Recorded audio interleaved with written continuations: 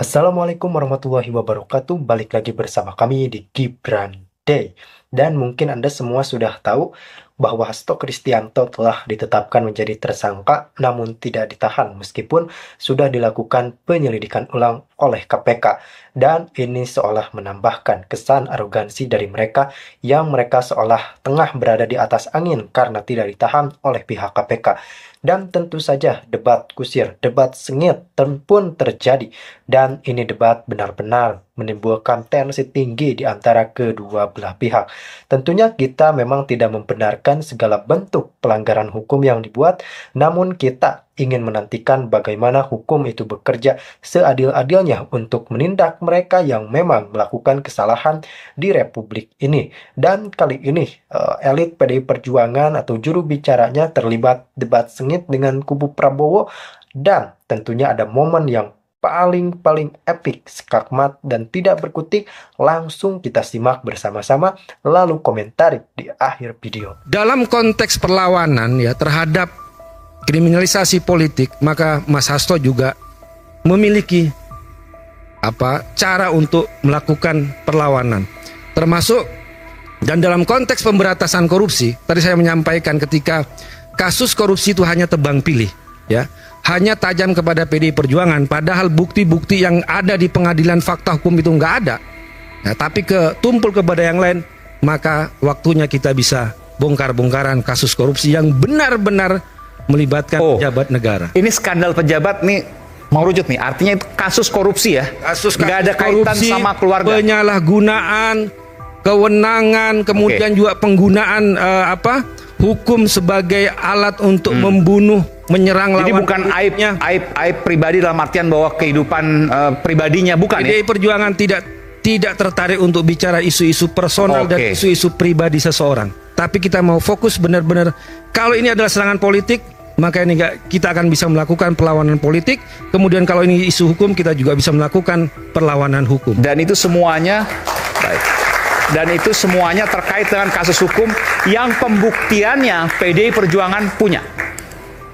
Bukti-bukti itu ada di Mas Hasto. Kemudian juga videonya juga ada di Mas Hasto. Lebih dari satu kasus? Ya, dan itu juga beberapa dokumen juga dititipkan kepada Ibu Koni waktu Ibu Koni datang ke Indonesia kemudian kembali ke Rusia. Karena pengalaman ketika Mas Hasto dipanggil oleh KPK sebagai saksi, ya. Ternyata juga di situ ada stafnya yang namanya Mas Kusnadi juga dikriminalisasi, diancam, diperiksa dengan mengelabui, dirampas barang-barangnya tanpa ada yang namanya surat penyelidikan terhadap Mas Kusnadi. Maka Mas Hasto waktu itu udah bilang, wah kalau seperti ini caranya, maka beberapa dokumen yang benar-benar dianggap penting, ya, itu diselamatkan, dititipkan kepada Ibu Koni dan dibawa ke Rusia. Dan di antara dokumen-dokumen itu ada yang menjadi bahan untuk nantilah video-video itu yang akan dirilis, ya, yang bisa membuka skandal korupsi, penyalahgunaan wewenang. Makanya bisa disebutkan ini lebih besar daripada kasus Watergate yang ada di Amerika. Ini kan Watergate itu kan kasus bagaimana penyalahgunaan penyadapan kasus hukum untuk membunuh lawan politik. Nah, kira-kira juga ini menjelang pemilu maksudnya. Waktu itu ya, kan Watergate menjelang pemilu. Pemilu kok ya, itu saja. Kita konteksnya adalah pemilu, Pilpres kemarin juga pemilu dan Pilpres.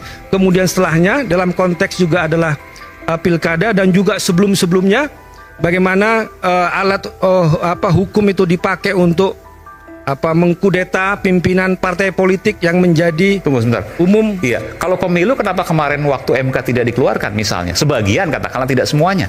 Itu kan tidak terkait dengan yang ada di MK, ya kan? Ya, ini kan terkait dengan hal-hal yang lebih besar dari situ, ya Mas ya. Bukan soal MK yang ada di bukti-bukti itu bukan kasus pemilunya ya, tapi bagaimana kekuasaan dan sebagainya itu dipakai untuk pemenangan misalnya. Itu juga akan nanti muncul itu Mas. Bang Ade ada mau sampaikan sesuatu? Jadi ada berapa kasus kalau disebutkan? Lebih dari satu kasus pasti? Iya, pasti lebih dari 5 kasus? Ya, 5 kasus lebih itu. Lebih dari 5 kasus bahkan. Ini luar biasa ini. Videonya puluhan. Mas Ade ada mau sampaikan sesuatu? Nanti ini akan ditayangkan di channelnya Refli Harun. Anda percaya dengan itu? Anda nggak percaya?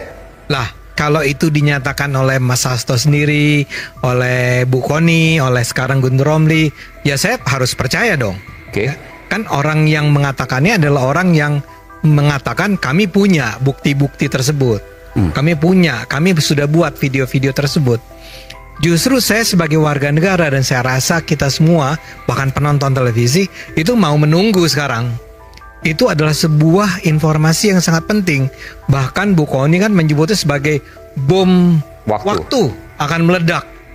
Ya saya kan nggak punya urusan sama orang-orang yang tadi akan diangkat oleh Mas Hasto dan Bu Kony ini kan. Maksud saya gini, yang korup kan bukan kita, bukan Anda, bukan kita semua di sini. Yang korup saya nggak tahu siapa karena belum disebut, ya. Tapi taruhlah dia bilang ada pejabat-pejabat selama ini yang skandal-skandalnya itu akan diungkapkan. Ya bagus dong. Memang pertanyaan saya adalah seperti Anda tadi ya. Bukannya seharusnya disampaikan lebih awal. Kalau memang Anda udah punya bukti-bukti korupsi, kenapa baru sekarang? Ya, kalau ini terjadinya misalnya bukan tahun 2024, tapi 2023, 2022, ya diungkapkanlah. Mestinya semua indikasi korupsi itu dibongkar. Saya kasih contoh nih, kenapa misalnya sekarang kita tadi dikatakan KPK tiba-tiba sprint nih isu Harun Masiku. Saya duga ini ada kaitannya kan selama 4 tahun. Koreksi saya kalau saya salah nih KPK ya. Selama 4 tahun sebetulnya KPK ingin membongkar itu, tapi nggak bisa. Saya duga ya. Saya duga ini antara lain ada kaitannya dengan mantan ketua KPK yang bernama Firly Bahuri. Ya, saya duga. Dia udah bersalah kan, dia mundur. Diberhentikan ya. Oh, dia tersangka sekarang. Jadi ini selama 4 tahun, teman-teman KPK itu ingin segera membongkarnya. Karena mereka merasa punya informasi yang cukup bahwa something terribly wrong terjadi nih dalam kasus Harun Masiku. Dan sejak tahun 2020, lagi-lagi koreksi saya kalau salah, memang nama Hasto sudah disebut. Apakah sebagai tersangka, apakah terlibat, apakah pemeran, saya nggak tahu ya. Cuman sudah bahkan Jadi maksudnya waktu itu diintervensi oleh PDI Perjuangan. Tapi tadi disebutkan. Saya nggak bilang ada intervensi dari PDIP. Ada kecurigaan ke sana. Tapi tadi disebutkan. Saya tidak ya. Logikanya maksud juga tadi disebutkan. Kalau seandainya Mas Hasto sebagai sekjen pada. Dan saudara, sudah kita saksikan ya bagaimana diskusi atau perdebatan tersebut terjadi. Jadi memang pada hakikatnya kita berbicara soal tupoksi tersangka, tentu saja biasanya memang dilakukan penahanan. Adapun tadi disinggung soal penyitaan barang dari saudara HK, ini adalah standar prosedur yang memang biasanya dilakukan, nanti juga dikembalikan lagi usai dilakukan penyidikan. Artinya memang kita mentaati proses hukum yang berlaku dan berjalan. Tentu saja sebagai warga negara yang baik, kita harus menghormati dan mentaati itu semua. Adapun dari pelanggaran Hasto sudah jelas bahwa beliau melakukan perintangan penyidikan kepada Harun Masiku, kemudian menyuruh Harun Masiku untuk meredam ponsel ke dalam air untuk penghilangan barang bukti, dan tentu saja itu sudah sangat cukup lah, belum lagi kasus suapnya. Dan ya, saya rasa sudah saatnya semua pihak untuk membuka mata lebar-lebar terkait hukum itu benar-benar harus ditegakkan.